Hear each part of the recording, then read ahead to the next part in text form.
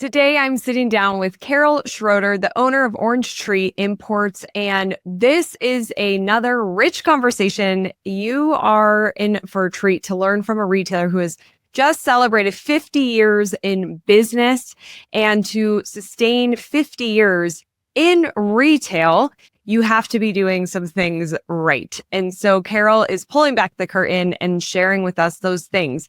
We talk a lot about leadership today, which I really love the things that Carol is doing with her team, the structure she has set up. She has an employee that's been with her for 40 years.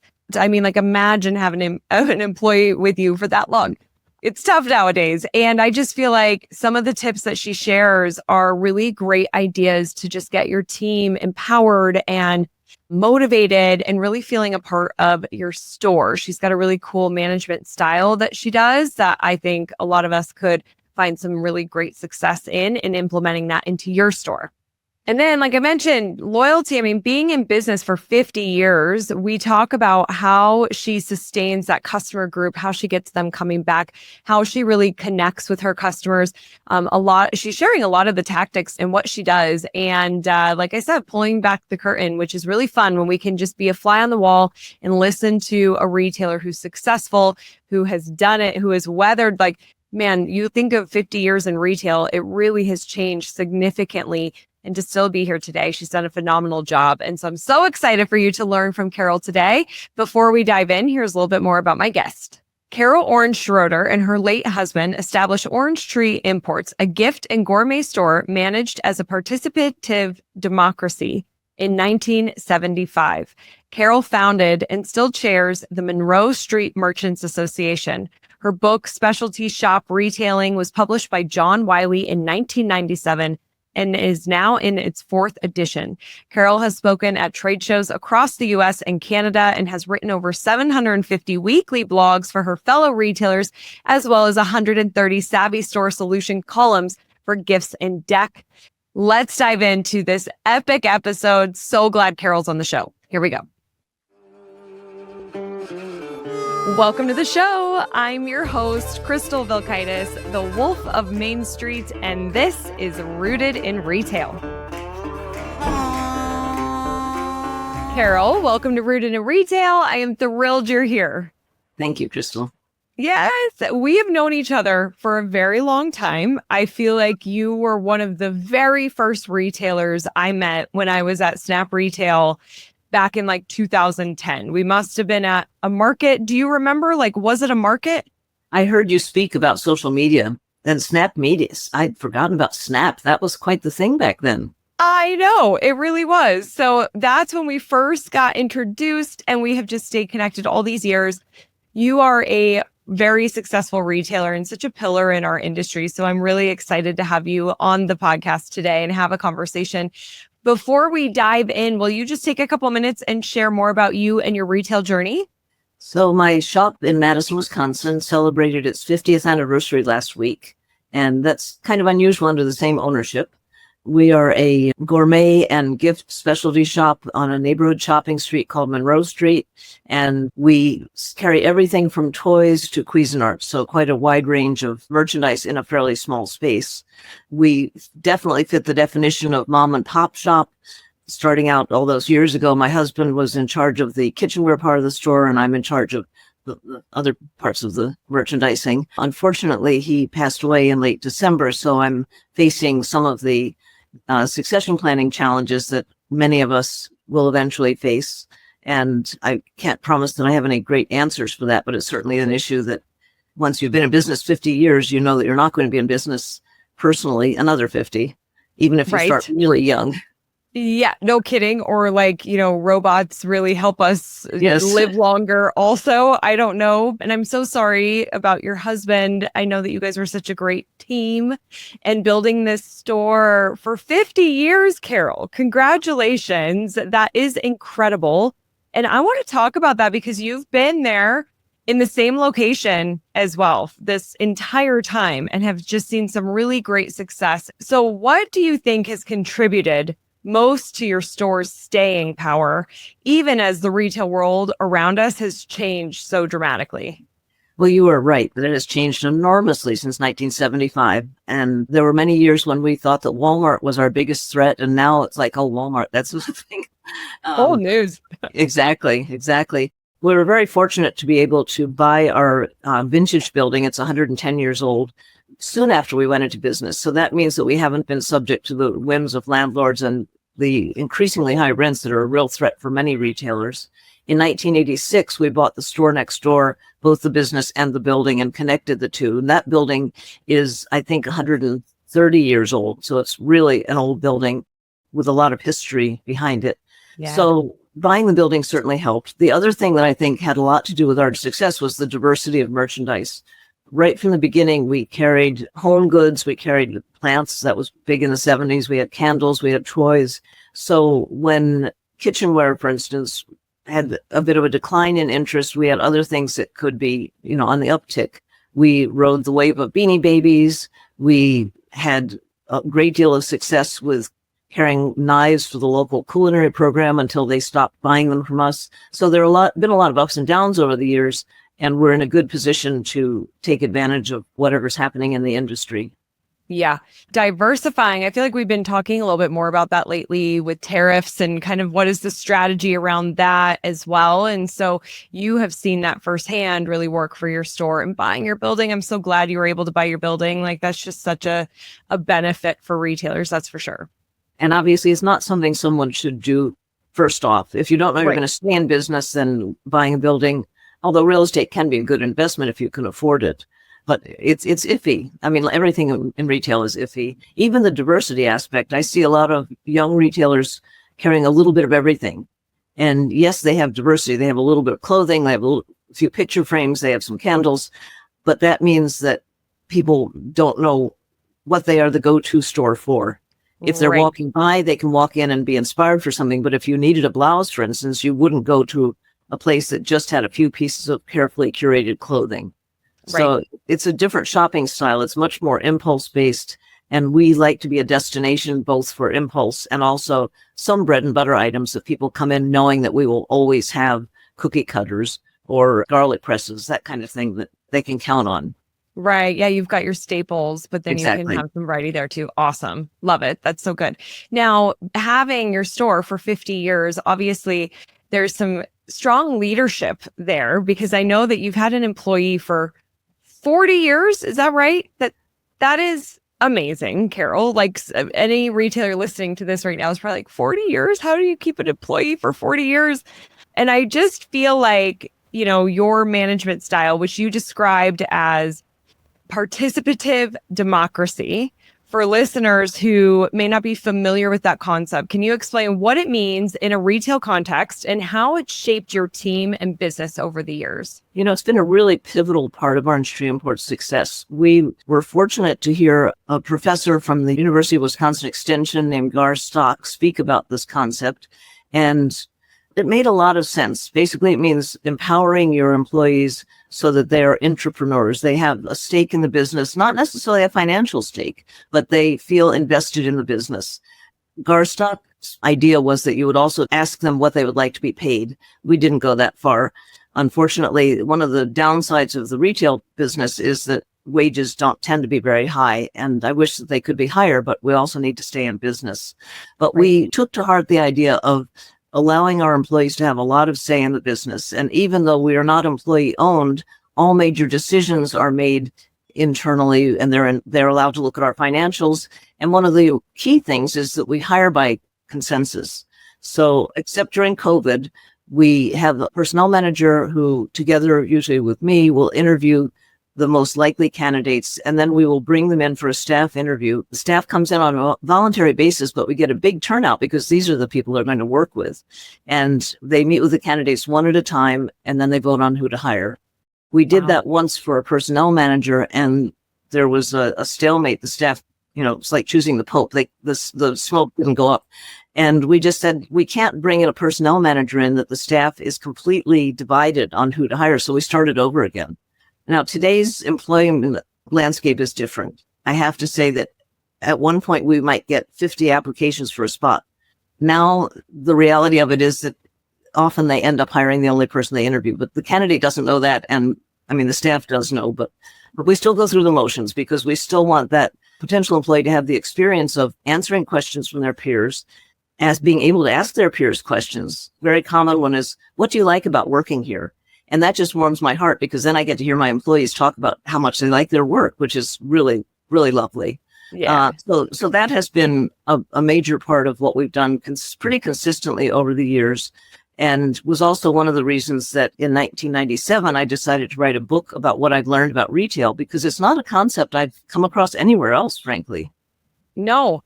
Well, when you put that on the questionnaire preparing for this interview, and you kind of understand it when you read it, participative democracy.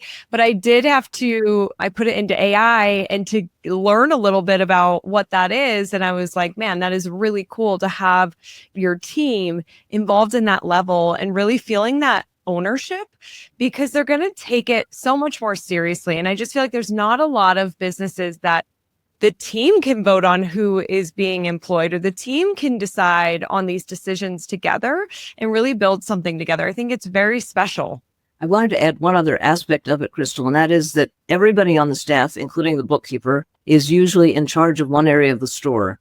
And they do the displays for that section, they restock it, and they are able to communicate with the buyer what they think should be continued and what are some new ideas. And it's funny because, there's no incentive financially for their department to do well, because at one point potpourri was a department, and it certainly wasn't the fault of the potpourri person that potpourri became a non-starter.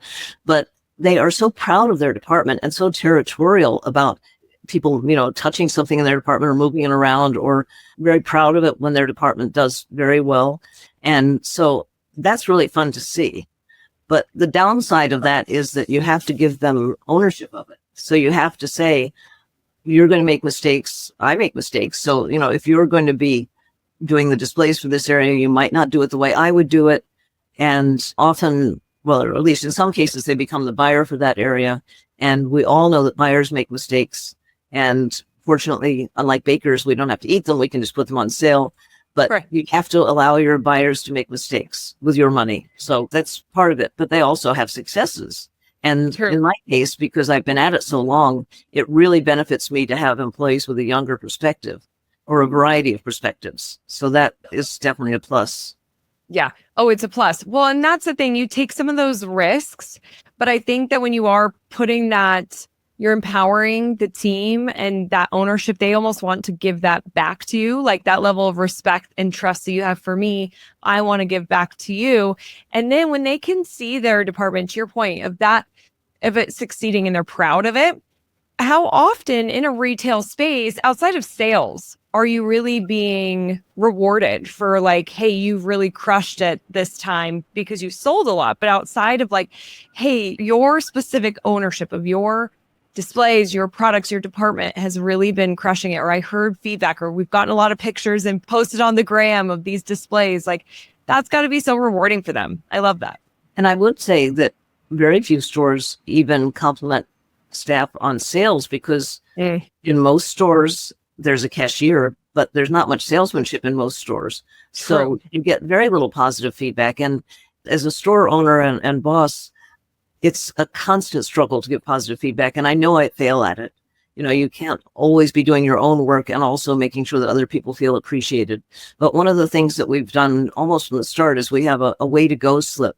And staff can compliment each other by giving each other way to goes. And then they accumulate a certain number of way to goes, and they either get a small bonus on their paycheck, or they can cash it in for soft drinks in the staff refrigerator.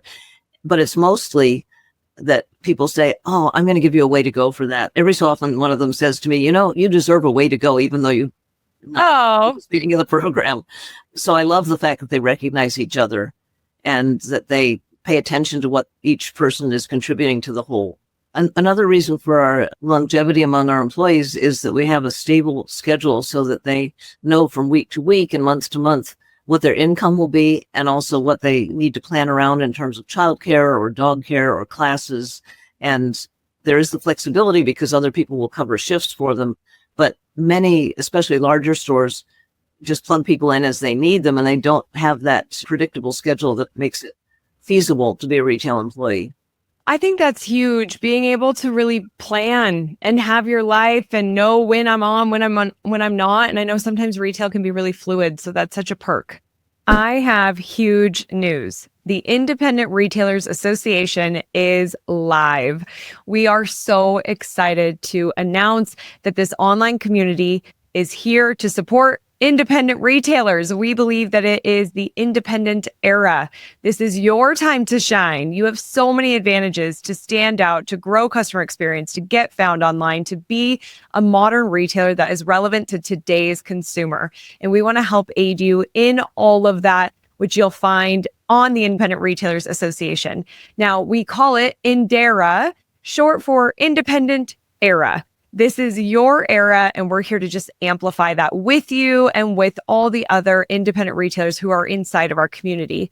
So if you want to join us, membership starts as low as just $25 a month to join the community, get access to education, resources done for you, AI training, and more. Head to joinindera.com. That's join, INDERA.com to see the different membership levels and learn about what we are up to. So I would love to see you on the inside and love to help you grow your store. So head on over to joinindera.com and let's get back to the episode. So continuing talking about loyalty here, because you have it both from your team perspective, but also your customers being in business for 50 years. So what are some of the intentional things you've done over the years to create a culture where people want to stay, want to shop, and support for decades? The buy local movement is very strong in Madison, Wisconsin. People love the idea of locally owned retail, and we have been very involved with the other retailers in our neighborhood. I started the Merchants Association almost 50 years ago and have been in charge of it ever since. So we do events together cooperatively with our other businesses in order to make Monroe Street an area that people want to come to. We also keep in touch with our customers. We do an email newsletter usually twice a month. And we have a birthday program that is based on our loyalty program where they get points for what they purchase. But one of the big perks is every year they get a postcard during their birthday month. And we try and make the gifts fairly significant. They're almost always colored orange, and they're mostly kitchen items. So people will come in and say to me, my entire kitchen is orange. My ladle, my cutting board, my knife, all these things that I've gotten as my birthday gifts. And other people come in and say, this is the only birthday gift I'm getting now that I'm a grown up. And we get thank you notes from people. So that's a big part of them feeling that they're family and not just, sources of revenue. We try and create a lot of magic at Christmas. And I wanted to mention that for many years now, I've been writing a column for gifts and decorative accessories, and my next column talks a little bit about tariffs. And I mentioned the idea of not doing away with the magic at Christmas. We are actually not going to mention the T word because we want people to still feel relaxed and happy when they come into the store and not be thinking, oh, is this 10% or 20% higher than it used to be? So right. I think that creating that atmosphere of pleasurable shopping, but as my husband would say, you can have even all the best customer service in the world, but the essential customer service is inventory. Because if somebody comes in for a coffee maker and you ask about their dog's health and you greet them warmly and are really nice to them, but you don't have coffee makers and they thought that you would, they're not going to buy something and they're not going to leave happy. So having a strong inventory and a variety of inventory makes it pleasurable for people to stay in touch and come in often. We also try and change the displays and the windows and such so that people have a reason to come back often. But I would say that the other thing is we're very involved in supporting community organizations. We do something called First Friday on Monroe Street, and each month we choose a different nonprofit and give 20% of the sales during the evening hours to that nonprofit. We support lots of local organizations, especially arts, and people see our name in the community and recognize that we are not just here to make money. Yeah, you're a much bigger part of the community. And I feel like to have that longevity of 50 years, you need to be a staple. I feel like you probably really understand your customers. You've built just incredible loyalty with them and your team. And it just shows. It just shows when you're in business for 50 years. Now, you mentioned community, Carol, and you've been a major part of the Monroe Street Business District for decades. How has your involvement in the local business community influenced your store success? And what role do you think community collaboration plays in independent retail today? Well, I think that we very much feel that we are not competitive with other businesses. We are colleagues, and it takes a certain level of self-confidence to want to float all the boats. But I really feel that I want other businesses to succeed. Many of my fellow business people on Monroe Street are women. And over the years, I like to feel that I've mentored some of them and helped them be more successful. And it hasn't come at a cost to us. So, it's a simple thing to do, and it's the right thing to do. One of the reasons I started the Merchants Association was that I discovered that some of the businesses that had been here for some time hadn't met. They didn't know each other because there were no shared promotions. There was no reason that they would get to know each other. So that was one of the things that was an impetus for starting the association and starting meeting occasionally. We don't meet often, but people give discounts to their fellow business owners, and we do a guidebook of promotional ads and listings for each other, and encourage people when they come to Monroe Street to visit more than one business. I love it. I just feel like when you are a part of the downtown, especially, and you have all these small businesses, it shouldn't be siloed. It shouldn't be just like I do my own thing and I'm not participating in anything else, and I don't know what anybody else sells. I'll never forget, I was in Carlsbad, California. I was looking for something. I was in a retail store.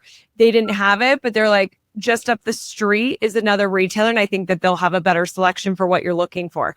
And you could consider them competitors. They both sold apparel and shoes and jewelry, but she wanted to just help me. And so she was just driving me to the other store because she knew their inventory. She knew what they sold. And I just think when we can collaborate on that level, and I love that you started this because you saw that need, like nobody really knows each other and we got to connect.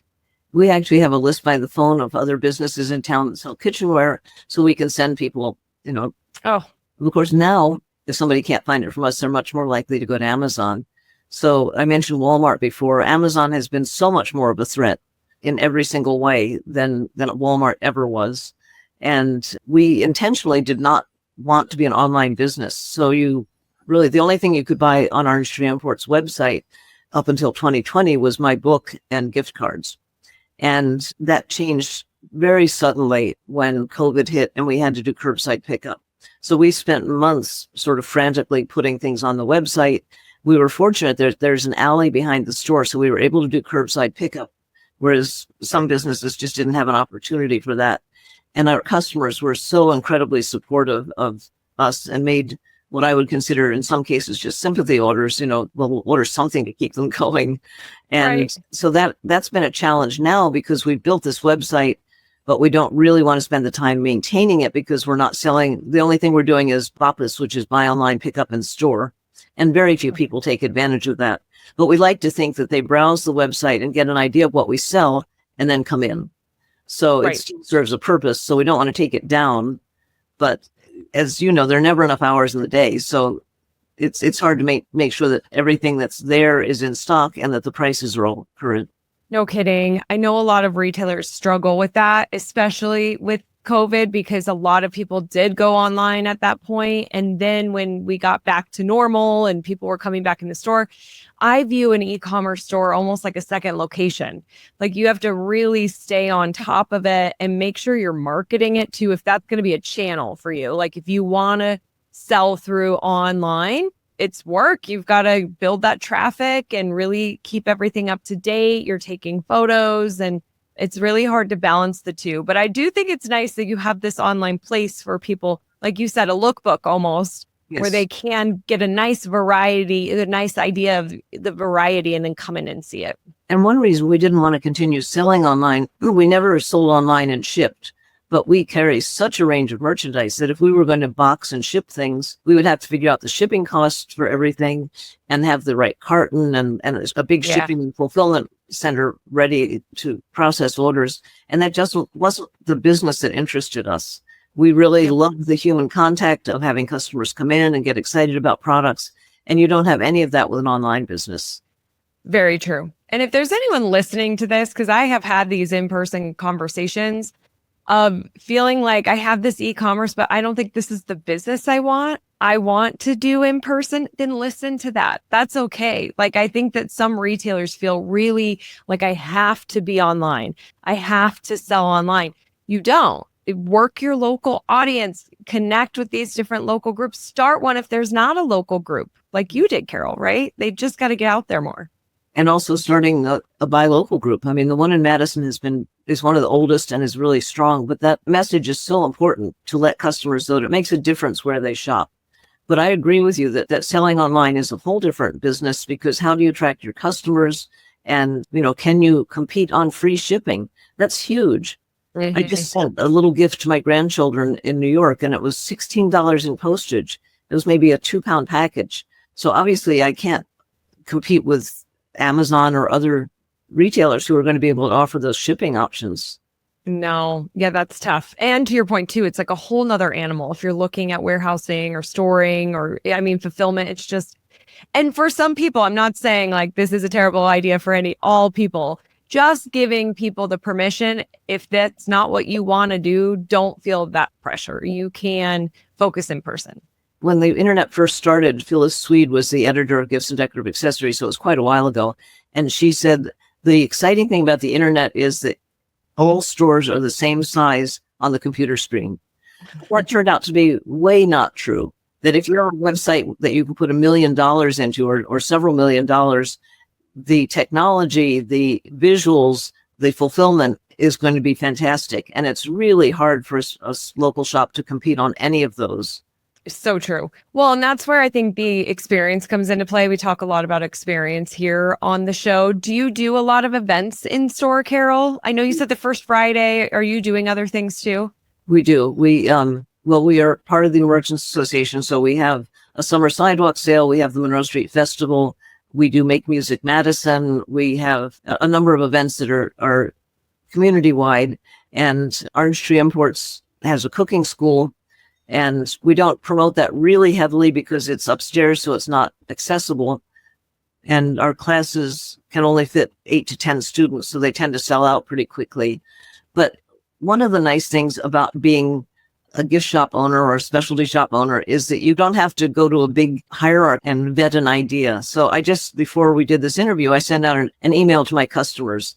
And in the email, I often will have a free item. I buy them for $1.50 or $2, and I say, mention this when you come in and you'll get a dish towel or a mug or something that I bought as a clearance item. And I recently saw that one of our vendors had fairy doors, a really wide range of fairy garden doors, which is an activity that my granddaughter and I have enjoyed. So I just put in the newsletter, write a note about why you want a free fairy door and drop the note off. And we're going to expand the fairy housing in Madison because I got more fairy doors to give out. And there's no way that's going to benefit the shop, but it's just fun. And that's what we're trying to create, is a sense of we're not out to make money. We're out to be a benefit to the customers and to the community. And if having more fairy gardens in our neighborhood is a good thing, then we're behind it. Yes, exactly. Well, and I think it comes back to just knowing your customers and putting them first instead of the store and making the sales and making the promos. Like, we can just put our customers first and surprise and delight and have some fun with them. And that goes a long way. It often will lead to a sale, maybe not from that email, but down the road. Or somebody talking about it or putting it on social media, as you said. And I think it's going to cost me maybe $40. And, that's nothing. I remember the days when we paid for advertising. So this is all very late in cost compared to what we used to have to pay for print ads. Hands down. That's like free. That feels free. 40 feels free.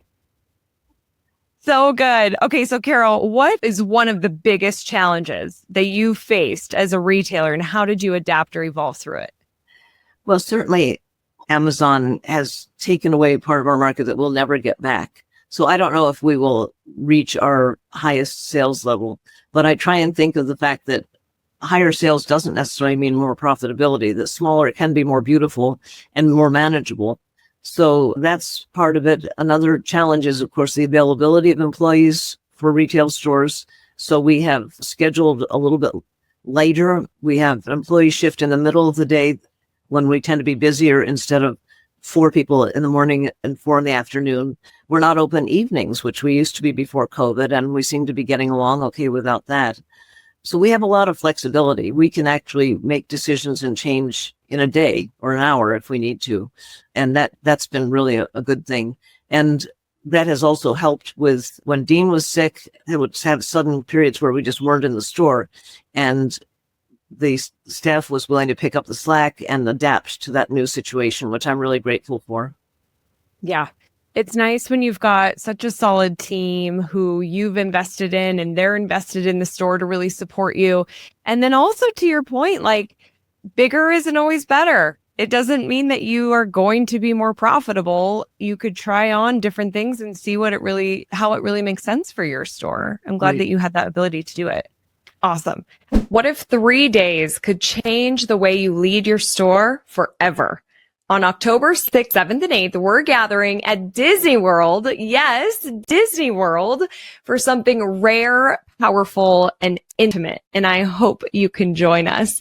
This is the Rooted in Retail 3-day Disney World experience, and it's going to be magical.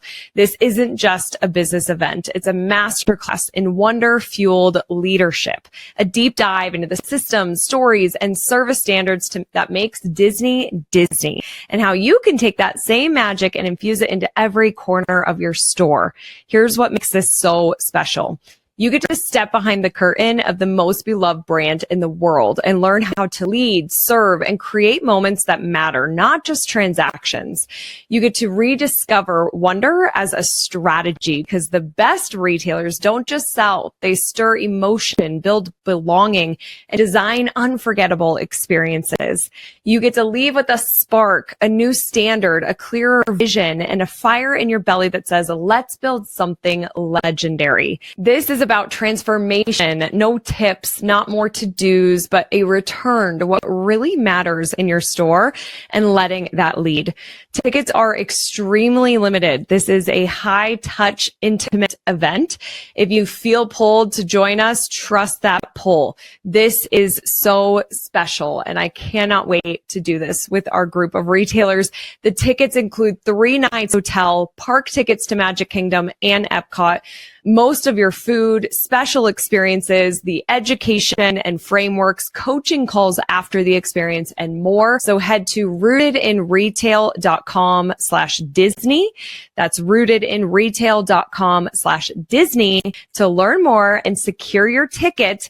Very limited seating on this one. And I hope to create some magic with you at Disney in October. All right, let's get back to this episode. Okay, Carol, are you ready for the resilience round? Always ready. All right. Best business book. Well, I apologize for plugging my own, but Specialty Shop Retailing is in its 4th edition, and the first 3 editions sold 44,000 copies and were translated into Russian. I'm not sure there's going to be a 5th edition, but the 4th one is still available. And someone asked me recently if it covers COVID. It does not. It came out before COVID, so I didn't have the crystal ball to see that there was a pandemic coming. And interestingly, there haven't really been a lot of books about specialty retailing since my book came out, which I don't know what that tells us, but it's written very much from the point of view of somebody who has a graduate degree in Danish literature rather than an MBA, and learned a lot on the job, but it's very practical. I mean, down to the point of how to remove price tags from products and other tips that are really concrete. I love it. Everyone go get Carol's book, Specialty Shop Retailing, right, Carol? Yes. Yes, go get the book. I love it. Best retail technology, like an app or software? I'm a big Canva user. I got a notification from Canva a couple of months ago saying, congratulations, you've created your 1500th design. Wow. That's a lot. No kidding. And so I love Canva, and that allows me to do the other social media quite easily.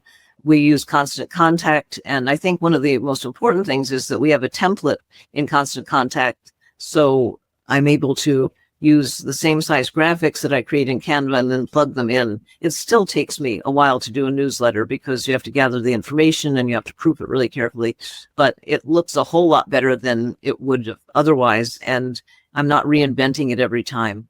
We did have a designer, the same person that did our website, designed the template in Constant Contact, so they match. which is so smart, keeping it easy and consistent. Right. And if somebody doesn't have a graphic designer, you could check out something like Fiverr for, graphic support. There's some really great resources on there too and affordable. Contact also offers that service, I think. Oh, wonderful. Okay, that's great. So if you're on Constant Contact, then you can check them out too. Awesome. How do you keep up with the ever-changing retail landscape? I would say that I love to travel. And when I travel, I do try and visit other specialty shops. I follow some really good specialty shops on Instagram and Facebook. And oddly enough, the Facebook algorithm has decided that the Monroe Street Merchants Association really needs to know about other business associations. So it gives me posts about other parts of the country, which is quite interesting.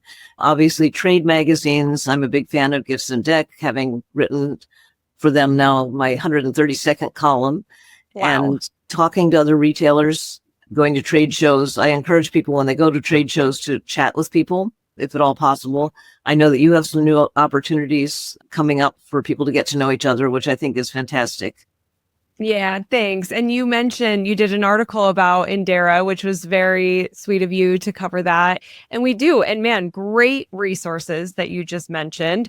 I agree with the traveling aspect. And Meta's algorithms all wonky right now. And in fact, inside of Indera, we have a conversation going on about this because one retailer was like, all these businesses are seeing my business page and I'm seeing businesses. Why is this happening? I want the people. And it's because, we don't need to get into that, but it's the algorithm has really changed. That's for sure. Actually, the article that I wrote about Indira was for my blog that I write. I do a weekly blog for retailers. And about a year ago, I realized I was running out of topics for it's specialtyshopretailing.com. And I've written almost 800 blogs. Wow. So a friend of mine suggested that I update some. So now every other week it's an update of one from 2011 or whatever, but updated for today's market. And that's been fun for me too, to revisit and say, oh, how like the Pantone color, which I wrote about this week, how is this year's selection different from when I wrote about it last time? Oh, that's fun. I love that idea to bring out the archives and update it for today and modernize it. Like that's a really good idea. We'll link to the blog too. Thank you.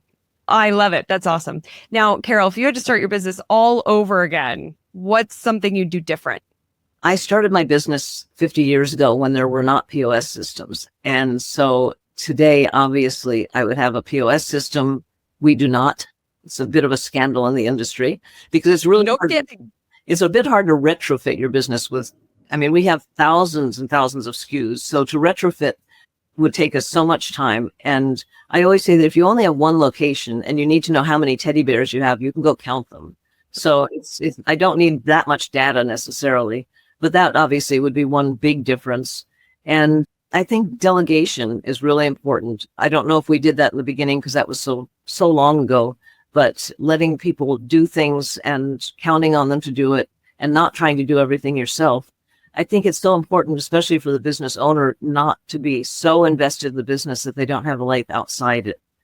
Because then when business isn't going well, then your whole life is going downhill. But if you have some hobbies or some interests, my husband and I always used to take separate days off so that we weren't together all the time. And that really worked well for us. Yeah. That is smart. You've got to have that balance. I know we hear it all the time, and I'm kind of a believer that balance doesn't really exist. Sometimes it's more business, sometimes it's more personal, but we've got to be room for both. You've just got to figure out what some of that, the percentages for those things. But yeah, it's also good. It's good for the community to see you out and about. Yeah. I mean, I'm well known enough in the community that when people see me, they know that I own a shop.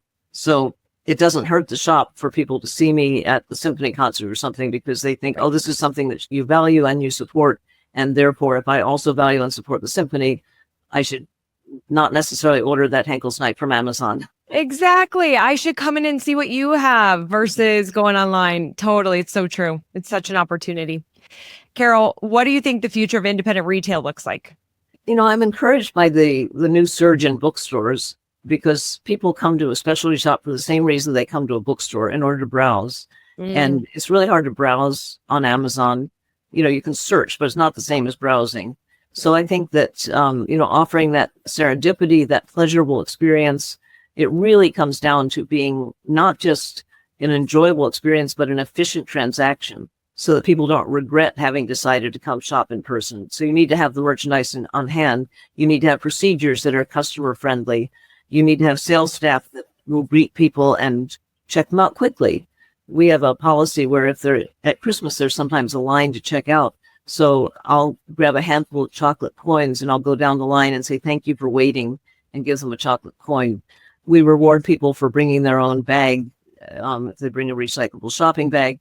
So we pay attention to little things that might not be big, but it's something that they don't get online when they just click a button to buy something. Right. And we acknowledge the fact that everybody shops online. I mean, there's certain products that you can't get from a specialty shop or at least a big box store or online. So we try not to shame people about buying online, but if we can encourage them to spend some of their money in local businesses, then it's a win-win. It's always, Carol, you're doing so many amazing things. I feel like we could spend an entire day going through, like, probably an entire week of just small things, big things. I feel like you have brought some really new concepts and ideas to the show today. And so I just really love what you're up to. And I love this conversation. How can people connect with you and learn more? Well, they certainly can go to specialtyshopretelling.com, and you're also welcome to take a look at orangetreeimports.com and see what our shop is like. And there is a link on the store website and also on the blog website for buying the book, which is available both as an ebook and a paper copy. Awesome. Love it. We'll link to it all, to the site, the book, the blog. Carol, thank you so much for being here and just being such a great part of the industry. You really do produce awesome content that helps retailers, and you're willing to just share and really like pull back the curtain. And so I just really appreciate it. And I appreciate you. Thank you so much. I really have had a great time, Crystal. Thank you. Yeah. Awesome. Everyone, remember that I'm rooting for your success. Have a great week ahead. Bye. Thank you so much for listening to the Rooted in Retail podcast. It means the world to me to have you here. If you find value in this show and you listen on an iPhone, if you could leave a review on the Apple Podcast app, that would be amazing. And if you watch YouTube, if you're a YouTube subscriber, we film this. And so if you rather watch the show, you can also do that over on YouTube. Again, thank you for listening, and I'll see you on the next episode.